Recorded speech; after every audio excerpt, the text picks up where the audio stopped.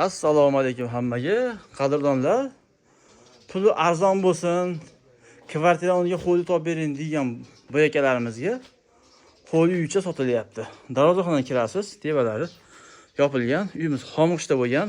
Bitta xona sanuzel, ikkinchi xona oshxona. Holatlari yaxshi. Uyimiz aka xomishda bo'lgan. Romlar taxta, pol taxta, devorlar emusa, eng qizig'i zamonlar radiator qilingan mana tevalari. To'g'ri, yorilgan deyishingiz mumkin. Endi uy bo'lsa yoriladi endi. Xomg'ish paxsa lib bo'yi yoriladi. Yorilgandan keyin aboy qilish uy cho'tki bo'ladi. Birinchi xona. Asosiy eshikdan kirasiz. Chap tapchanimiz bor. Va endi hammom bor, zo'r bo'ladi. Razivalka, kiyinish uchun joyimiz bor. O'zidan alohida sanuzeli bor.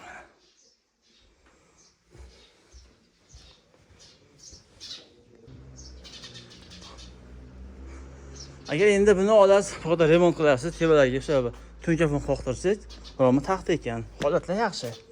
Bismillah. Yotoqxona endi mana holatda. Yaxshi holatda. O'zidan alohida oshxonasi bor. Suv, gaz bor. Holatlar yaxshi. Arqa tomon mana.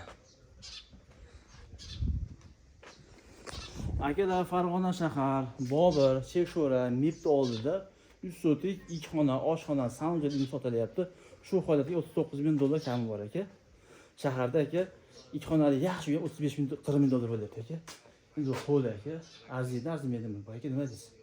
Like bosib qo'ying, obuna qo'ying aka.